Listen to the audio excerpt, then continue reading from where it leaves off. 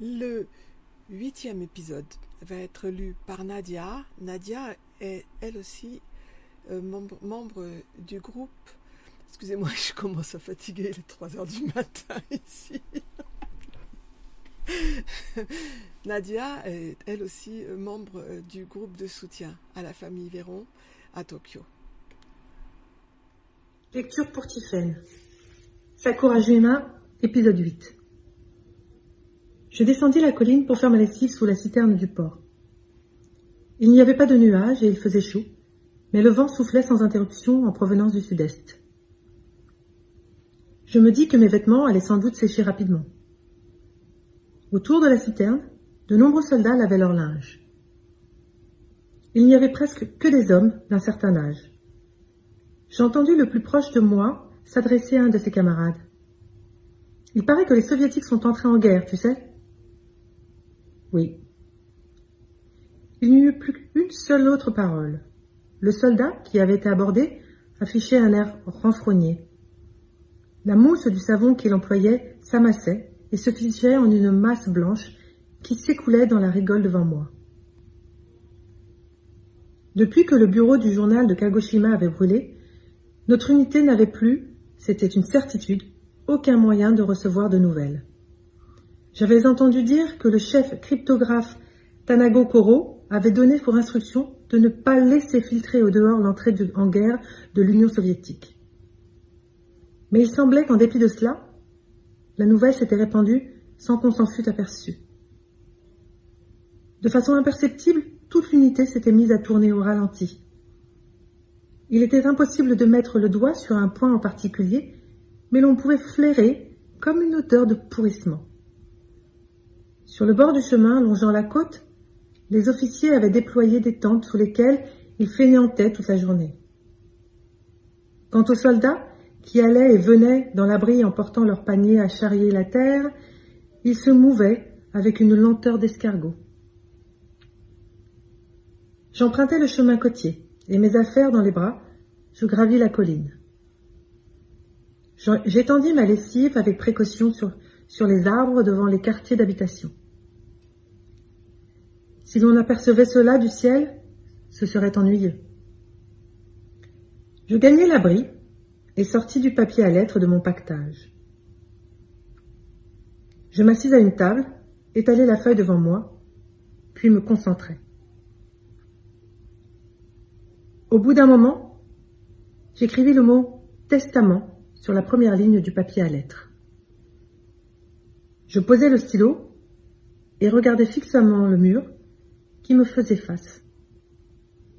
Je ne trouvais rien à écrire.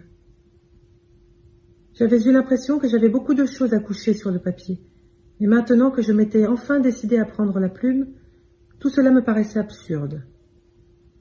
Ce n'était pas dans ce testament destiné à quelqu'un en particulier. Je m'énervais de plus en plus. Je me levai, déchirai et jetai le papier.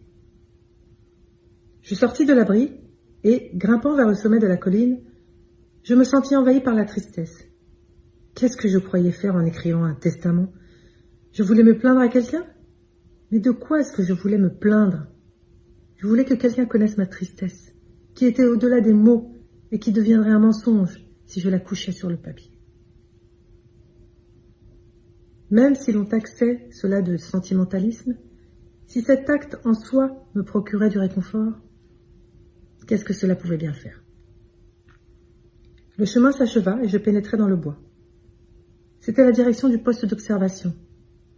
Cette vue saine me distrairait peut-être. Je levai les yeux au ciel. La lumière qui passait entre les cimes enchevêtrées tomba par taches sur mon visage. Je tendis alors l'oreille. Mêlé à la pluie de stridulation des cigales, un bruit qui ressemblait à un faible vombrissement frappa mes oreilles. Je débouchai en courant sur le flanc du bois et levai les yeux. D'un coin du ciel gorgé de lumière, d'un bleu profond tirant vers le vert, un grand bruit métallique trancha les airs descendant vers moi. J'aperçus un point noir. Il grossissait à vue d'œil, prenait la forme d'un avion et semblait foncer tout droit dans cette direction. Un pressentiment de danger m'effleura. Sa cible ne serait-elle pas cet endroit? Je pénétrais en courant dans le bois, et haletant, je courus encore. Un vrombissement désagréable et terrifiant se rapprocha à toute vitesse et emplit mes oreilles. Transpirant, j'essayais de m'enfoncer dans le fond du bois.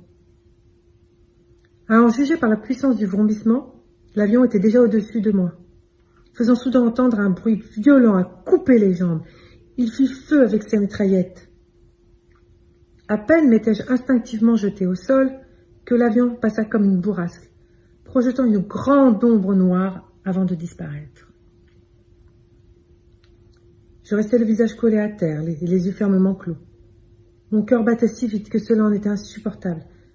J'avais l'impression d'avoir quelque chose de bloqué dans la gorge. Haletant, j'ouvris les yeux. L'odeur de la poussière chauffée par le soleil du plein midi me monta au nez. Le vrombissement s'éloignait enfin. Je me mis lentement debout et m'époussetai. Essuyant ma sueur avec mon mouchoir, je scrutais le ciel qui apparaissait entre les cimes des arbres. L'avion semblait déjà être parti loin. Je me mis à marcher. La dernière fois que j'avais vu un Grumman depuis le poste d'observation, j'avais été déconcertée, mais je ne pensais pas avoir eu peur. Quelle était cette terreur étrange qui m'avait saisie cette fois? Quelle était cette peur horrible qui me faisait claquer des dents? Il n'y avait pas, de toutes que mes pensées moroses, sur la mort pendant ces derniers jours avaient laissé une fêlure dans mon esprit. Certainement, le fait de penser à la mort avait inversement renforcé mon attachement à la vie. Sur le sentier menant au poste d'observation, j'avais les lèvres tordues en un sourire amer. Celui qui se propose d'écrire son testament fuirait dans tous les sens pour échapper lâchement à la mort, comme un lézard. Je fus pris de l'envie désagréable de me moquer de moi-même. Je grimpai jusqu'à la plateforme d'observation. J'avais beau scruter les alentours, la sentinelle habituelle n'était nulle part. Je vis alors une forme blanche dans l'ombre du châtaignier. Est-ce qu'il s'abritait encore? Je m'approchai avec méfiance. Couché sur le ventre, semblant ne même pas entendre le bruit de mes pas, l'homme ne bougeait pas. Ses bras étaient plaqués au sol, selon un angle peu naturel. Son profil, couvert de terre, était étrangement pâle. Saisi d'épouvante, je m'arrêtai. J'avais vu la couleur veineuse du sang qui avait teint l'herbe. Comme sous l'effet d'une douche glacée, je restai debout, pétrifié. À peu près au milieu du tronc du châtaignier, contre lequel le cadavre était maintenant mollement adossé, la première Tsuku-Tsuku-Boshi de l'année chantait calmement, avec obstination, d'un rythme sinistre, évoquant un messager de l'enfer. Brusquement, mes yeux s'emplirent de larmes chaudes, comme brûlantes. Il était certainement mort en entendant le chant de cette Tsuku-Tsuku-Boshi. Je mis un genou à terre et m'efforçai de soulever son corps. La tête ballotta sur son cou sans force. Sa barbe de quelques jours avait un petit peu poussé et ses yeux fermés étaient enfoncés dans les orbites, au point qu'il en était méconnaissable. La balle avait transpercé son front. Un filet de sang avait coulé sur sa tempe. Rien ne disait qu'il avait souffert. On apercevait un peu ses dents sales entre ses lèvres entr'ouvertes. Avec une sinistre sensation de lourdeur dans mon bras, j'essuyai mes larmes du dos de ma main. Finalement, je ne lui avais rien demandé, ni son nom, ni sa situation, ni son pays natal. À mes yeux, il ne devait être rien de plus qu'une rencontre éphémère. S'il avait lui aussi prêché la beauté de la destruction, n'était-ce pas une manière de se convaincre lui-même qu'il allait devoir mourir ici? Sans aucun doute, effrayé par un mauvais pressentiment, il s'était plusieurs fois persuadé, en son fort intérieur, de la beauté de la destruction. Et certainement, il s'était péniblement inventé un prétexte appuyant le pressentiment de sa propre mort, et s'était donné de la peine pour y croire. Comment la destruction pourrait-elle être belle? Serrant les dents, Je couchai le cadavre à terre. Pourquoi avait-il abandonné son ardeur à survivre? Ayant amadoué son propre cœur, cet homme était finalement mort en paix en écoutant les chants de la Tsukutsukuboshi. Le vent souffla et la barbe mal rasée de l'homme s'agita faiblement. Un sourire semblait flotter sur le visage du cadavre. Une émotion étrange et violente m'emplit subitement, qui n'avait rien à voir avec de la sympathie, mais qui n'était pas non plus du dégoût. Je me levai. Je vis ma propre ombre tremblante projetée sur le cadavre couché sous le châtaignier. Respirant profondément, je marchai en direction de l'appareil téléphonique. Je décochai le combiné. Une voix surgit soudain dans mon oreille. « Qu'est-il arrivé au Grumman ?»« Est-il déjà parti ?»« La sentinelle est morte. »« Hein ? Je parle du Grumman. Pourquoi ne pas l'avoir signalé plus tôt ? »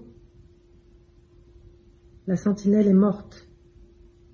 Je raccrochai le combiné sans plus de cérémonie. Je ramassai la casquette militaire de l'homme. Je m'accroupis près du corps et lui couvris le visage. Je me relevai. Retenant mon souffle, je remuai pour attraper d'un geste vif la Tsukutsukuboshi, qui continuait à striduler avec obstination. Son rythme régulier se changea à l'intérieur de ma main, en plainte confuse. Le contact avec ses ailes, qui battaient à une vitesse terriblement rapide, était douloureuse, au point de brûler ma propre main moite de sueur. Pouvait-il y avoir tant de force dans un tel insecte, faible et tout juste venu au monde? Une cruauté féroce s'empara brusquement de moi. Je serrai avec force le poing qui emprisonnait la cigale, et l'enfouis immédiatement dans la poche de mon treillis. Les liquides organiques de l'insecte se répandirent de façon dégoûtante sur la paume de ma main. Tout en endurant la sensation, je contemplais le corps de l'homme. Personne n'était encore monté du bas de la colline. Une légère sensation d'éblouissement s'étendit à partir de l'arrière de mon crâne, accompagnée de frissons.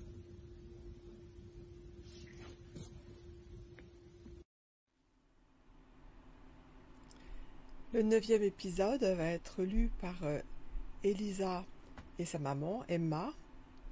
Emma est aussi membre du groupe de soutien à la famille Véron à Tokyo, membre depuis le premier jour de la création du groupe. Je vais l'envoyer. Sakurajima. Une allocution de l'empereur allant être transmise à la radio, ce matin avait été donné l'ordre à tous ceux qui n'étaient pas de service de l'écouter.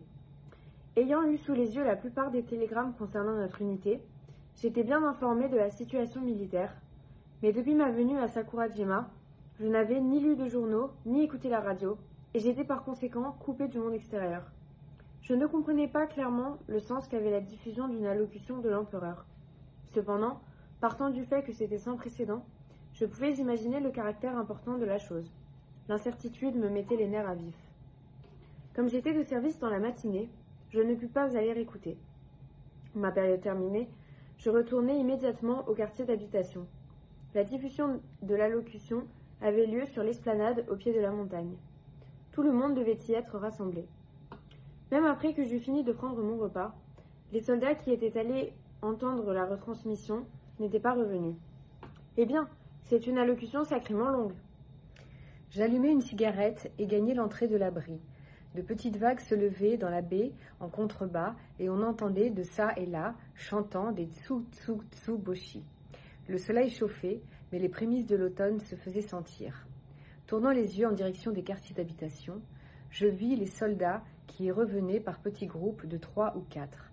La diffusion devait être finie. Qu'est-ce que c'était comme allocution demandai-je à un jeune soldat que j'avais arrêté alors qu'il pénétrait dans l'abri. La radio était mauvaise, je n'ai pas entendu, chef. Il y avait des parasites, c'était complètement inaudible, ajouta un autre soldat. Mais quand même, c'était long, non ? Après la retransmission, le commandant a parlé. Et il a dit quoi ? Le commandant a dit qu'il avait un mauvais penchant à ne pas travailler, à feignanter, à dormir pendant le service, mais que si l'on gagnait la guerre, on pourrait se reposer autant qu'on voudrait, et que ce n'était pas maintenant qu'il fallait faire notre devoir. Alors, quand est-ce que ça serait? Il a dit, si l'on gagnait la guerre, hein? Oui, chef. Les soldats saluèrent et pénétrèrent dans l'abri. Je jetai ma cigarette au bas de la falaise et me mis en marche vers la salle de cryptage. Hier, le chef des retransmissions était venu dans la salle, avait passé en vue les recueils de codes et avait déclaré que, puisqu'on ne pouvait pas prévoir quand l'ennemi débarquerait, pour ne pas s'affoler à ce moment-là, il serait bon de brûler les recueils de codes inutiles ou peu utilisés. Nous avions prévu de les brûler aujourd'hui, cet après-midi. Moi, je pensais être aussi présent. Alors que je descendais vers la salle de cryptage, je rencontrai un petit groupe de soldats qui portaient chacun une lourde caisse de bois sur leurs épaules. Les recueils de codes, c'est ça? Oui, chef, c'est ça. J'empruntais avec eux le sentier menant au sommet. Ayant croisé un camarade sous-officier télégraphiste qui suivait des soldats chargés de bidons d'essence, je marchais avec lui en direction de la montagne, reprenant en sens inverse le chemin que je venais de parcourir. Il y avait un petit creux sur la pente faisant face au poste d'observation de l'autre côté du bois. Les soldats avaient posé des caisses, puis s'étaient assis dessus pour éponger leur sueur. Nous nous approchâmes, ils se levèrent et commencèrent à sortir des recueils de codes. Les livres, tous reliés en rouge, certains grands, d'autres petits, certains usés, d'autres encore neufs, furent entassés en haute pile dans le creux. Le sous-officier télégraphiste se plaça d'un côté opposé du tas et versa de l'essence au-dessus. Il frottait une allumette, les flammes bleues s'élevèrent, les reliures écarlates commencèrent à se déformer, comme des créatures vivantes. Au bout d'un certain temps, les flammes virèrent au rouge. Mon cœur se serra dans un vague sentiment de regret. Je m'adressai au sous-officier télégraphiste. Je me demande à propos de quoi était la retransmission d'aujourd'hui. Eh bien, ils ont dit que c'était probablement un rescrit impérial ordonnant de défendre les îles principales jusqu'à la mort. Qui a dit ça? Le chef télégraphiste, le premier maître Kira aussi. Je contemplais les flammes. De l'air chaud venait me frapper le visage de temps à autre, au gré de l'orientation du vent. Alors que les épais recueils de codes donnaient l'impression de fumer sans se consumer complètement, les pages se cornèrent encore et s'enflammèrent à nouveau.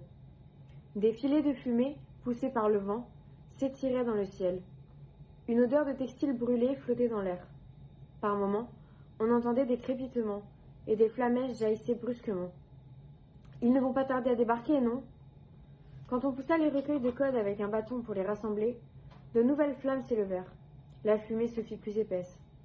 Si on fait trop de fumée, on sera bien embêté quand les Grumman viendront.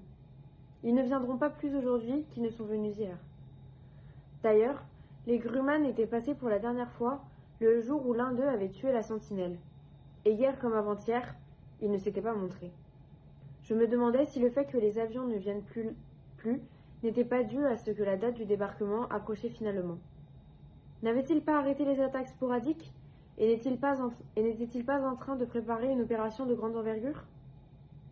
Que le point de débarquement fût Fukuyama ou la côte de Miyazaki, dans tous les cas, ici, notre retraite serait coupée. Même si l'on se réfugiait sur les hauteurs, il n'y avait pas non plus de fuite possible dans cette étroite chaîne montagneuse. De plus, comme cet endroit était une base des unités spéciales d'attaque de la marine, quand les bateaux Shinyo et les Kaiten seraient partis, pour ne plus jamais revenir, nous n'aurions plus aucune mission à remplir. À ce moment-là, quel ordre pourrait-on bien donner aux hommes de l'unité, eux qui n'avaient même pas de fusil? La tête ailleurs, je regardais la couleur des cendres. Celle-ci apparaissait transparente dans la lumière du plein midi. Le sommet était silencieux, comme une tombe. Seuls des crépitements brisaient le silence. Les voix des soldats en train de discuter me semblèrent étrangement lointaines. Au-delà de la fumée en suspension, le volcan de Sakurajima se dressait tel un géant. Tandis que je contemplais sa silhouette, un sentiment de paix et de calme vint emplir mon cœur. Même si notre retraite était coupée, qu'est-ce que cela pouvait bien faire? Il fallait arrêter de réfléchir. Même si je ne pouvais avoir une mort sereine, j'en choisirais une digne de moi. Une fois mon corps enterré et devenu de la matière inorganique, ce qui se passerait au Japon, la façon dont le Japon évoluerait, ces choses-là ne me concernaient plus. J'allais vivre sans affolement, apaisé, jusqu'à ma mort. Second maître Murakami, il faut aussi brûler cette boîte ? Oui, brûlez-moi ça. Les caisses de bois étaient brisées à grand bruit avant d'être jetées dans le feu les unes après les autres. Ainsi alimenté, le feu repartit de plus belle, ondulant et s'étirant comme une pâte de sucre d'orge. Je mis inconsciemment mes mains dans mes poches. Mes doigts rencontrèrent un petit objet craquant au toucher. Je le saisis et le sortis de ma poche. C'était le cadavre de la Tsukutsuku-boshi que j'avais attrapé l'autre jour. Elle était complètement desséchée, l'une de ses ailes arrachée. Quand je la fis rouler sur la paume d'une main, elle fit entendre un craquement. Je la lançai dans le feu discrètement, de façon à ne pas être vue par les autres. Elle disparut au milieu des cendres des recueils de codes calcinés. Certains disaient qu'au moment de la mort, on se remémorait la totalité de sa vie, ou que le cerveau continuait à vivre pendant plusieurs secondes après le décès et éprouvait une violente douleur. Étaient-elles vraies, ces légendes que les hommes avaient tissées autour des trépas sans en avoir fait l'expérience? Le cadavre de la sentinelle avait eu un visage véritablement paisible, mais ce n'était pas le faciès d'une personne morte en ayant acquis la connaissance de tous les secrets des hommes. C'était celui d'un homme ordinaire et banal qui n'était plus déjà un soldat. Je ne savais pas pourquoi, mais je me souvenais avec émotion des taches sur le col de son uniforme que j'avais vues lorsque je les avais soulevées.